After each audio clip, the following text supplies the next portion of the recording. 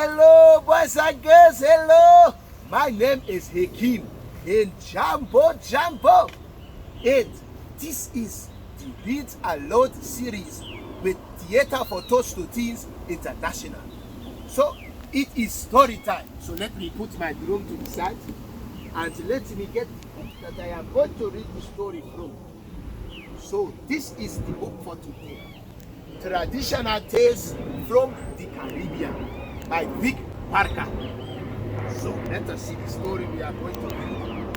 Oh, this is a good one. The name of this story is Anansi and the Spiderman. Anansi and the Spiderman. So let us begin. Mr. Anansi lived a long time ago. He was a spider who knew how to turn himself into a man. But in those days, no one thought that was very strange. This was because animals and birds and humans used to be much more alike then than they are now.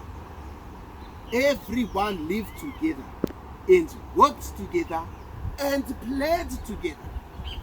And everyone spoke the same language. Tiger was the strongest creature, so he ruled over everyone as a king. If Tiger swung his tail, parrots stopped chattering.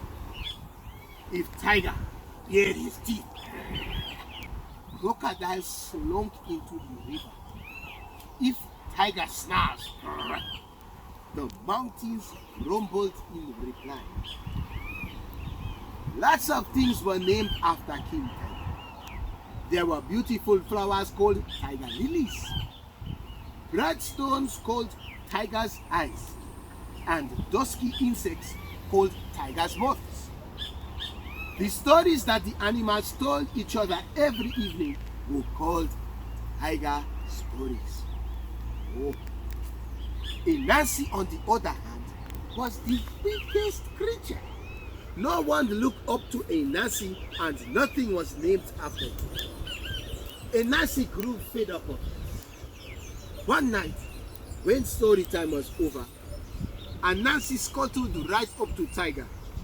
He bowed, but Tiger pretended not to notice it. Oh, great Tiger, Anansi began.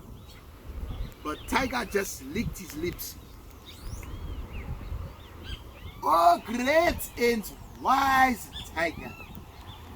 Tiger simply inspected his deadly sharp claws. Oh, great, wise and brave Tiger. Tiger slowly turned his huge head and his golden eyes burned into Anansi like fire.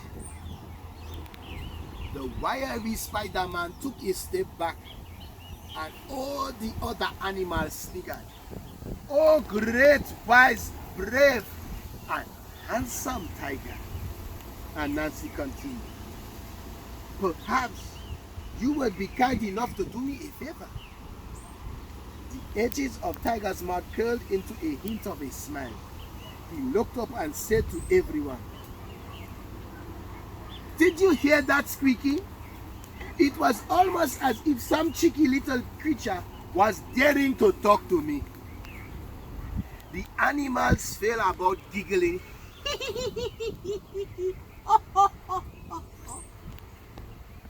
So Anansi continued. "I know I am only small, weak Spiderman.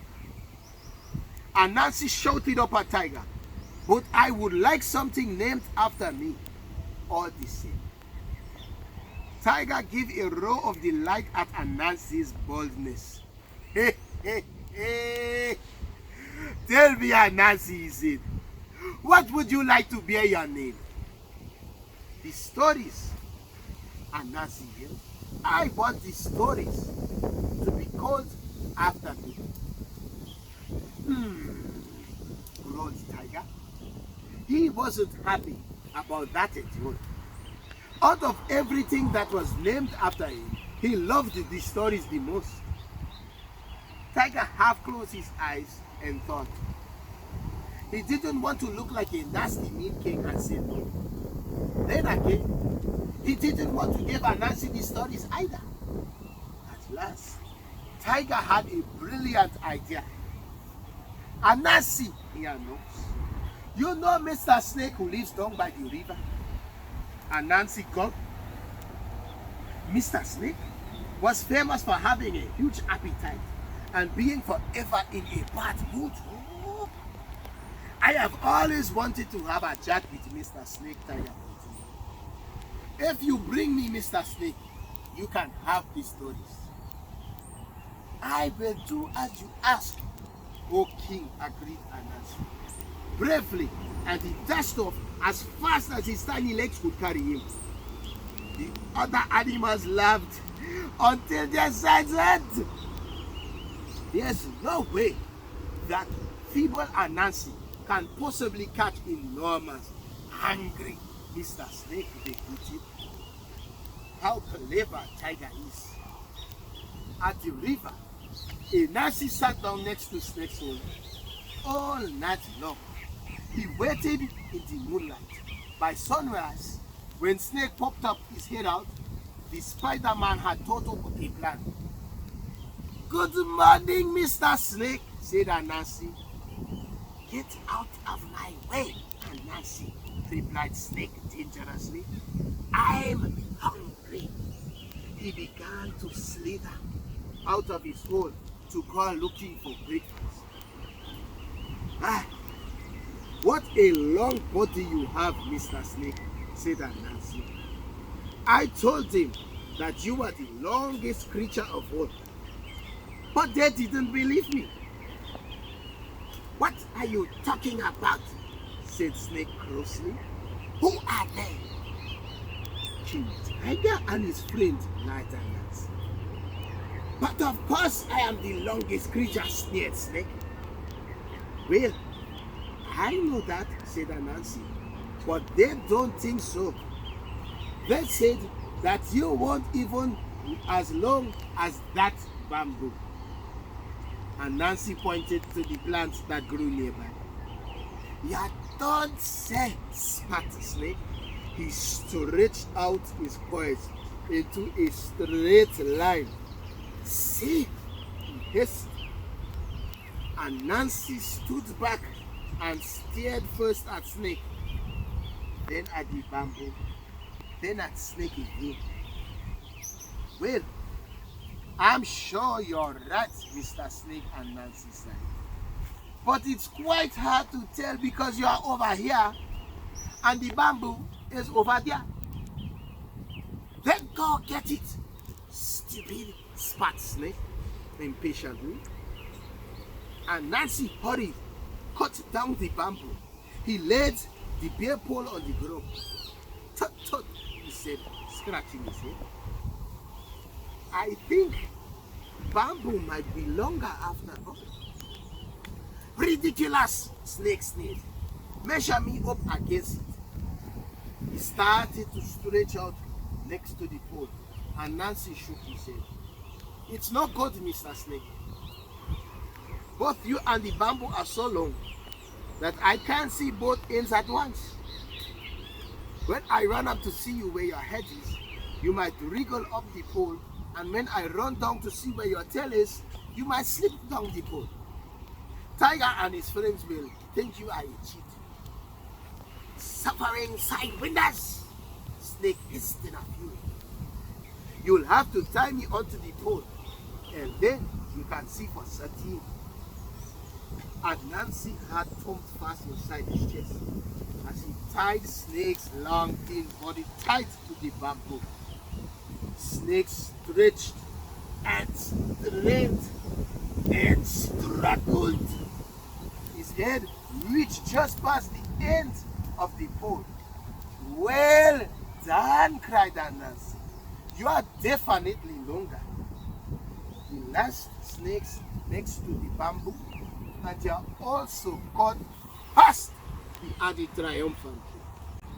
Anansi heaved the poles over his shoulder, and set off happily through the forest. Tiger was so furious when he saw the Spider-Man bringing him Mr. Snake that none of the other animals dared to talk to him for a week. But he couldn't go back on his path. So from that day to this day, Tiger's tales have been called Anansi's tale. The end. Crick, crack. Did you enjoy that one, boys and girls? I know you did. So, remember, this is the traditional tales from the Caribbean by Vic Parker. And this is the Read Aloud series by Theatre for Tots to Teens. If you want to hear more stories, you have to go to www.tokoteam.com. I will say it again. www.tokoteam.com. That is TOCOTIM.com.